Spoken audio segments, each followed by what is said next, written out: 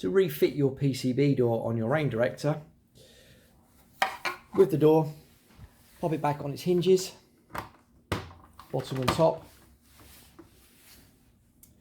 The 6-pin wiring loom will plug back onto the 6 pins on the back of the PCB door with the wires facing upwards.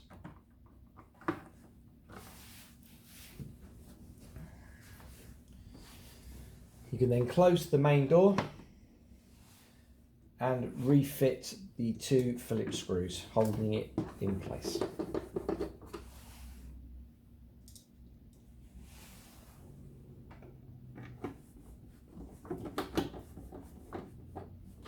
You've now successfully refitted your PCB panel.